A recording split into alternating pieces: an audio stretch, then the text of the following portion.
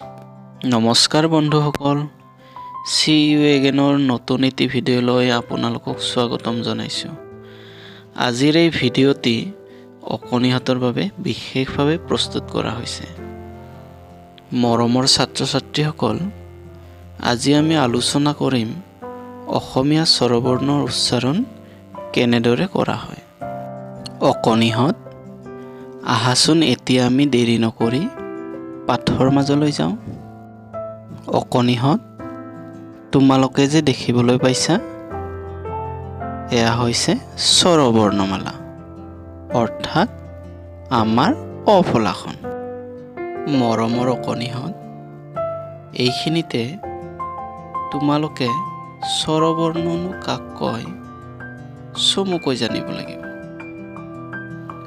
স্বৰবৰ্ণ হৈছে যিবোৰ বৰ্ণ স্বাধীনভাৱে উচ্চাৰিত হয়, অৰ্থাৎ ইয়াক আমি যেতিয়া উচ্চাৰণ কৰিম তেতিয়া ই আন কোনো বৰ্ণৰ সহায় নলয়। সেইবাবে এইবোৰ বৰ্ণক স্বৰবৰ্ণ বুলি কোৱা হৈছে।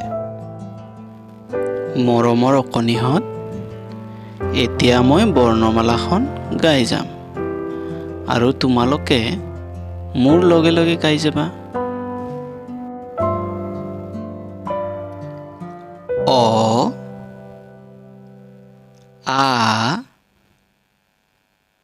হ্ৰস্ব ই, দীৰ্ঘ ই, হ্ৰস্ব উ, দীৰ্ঘ উ, ঋ, এ, ঐ, ঔ, ঔ। মৰমৰ অকণিহঁত, আমি যে হ্ৰস্ব ই আৰু দীৰ্ঘ ই বুলি পঢ়োঁ, আচলতে ইয়াক হ্ৰস্ব মানে চুটিকৈ আৰু দীৰ্ঘ মানে দীঘলকৈ উচ্চাৰণ কৰিব লাগে কাৰণে বিদ্যালয়ত আমাৰ ছাৰ বাইদেউসকলে তেনেকৈ শিকায়।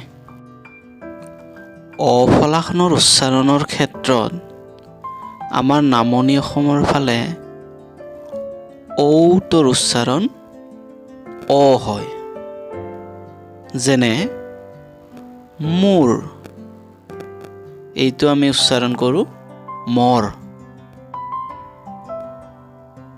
আনহাতে দোকানী, এইটো দোকানী বুলি উচ্চাৰণ কৰা প্ৰায়ে শুনা যায়। অন্য এটা যদি উদাহৰণ লওঁ, যেনে মই কিতাপ পঢ়োঁ, এইটো শুনা যায় মই কিতাপ পঢ়োঁ। মৰমৰ অকণিহঁত, আজিলৈ পাঠটি ইমানেই। ভিডিঅ'টি চোৱাৰ বাবে সকলোকে পুনৰ ধন্যবাদ জ্ঞাপন কৰিছোঁ। পৰৱৰ্তী ভিডিঅ'ত অন্য এটি বিষয় লৈ অহাৰ প্ৰতিশ্ৰুতিৰে আজিলৈ ইয়াতে সামৰণি মাৰিছোঁ। ধন্যবাদ। সি ইউ এগেইন।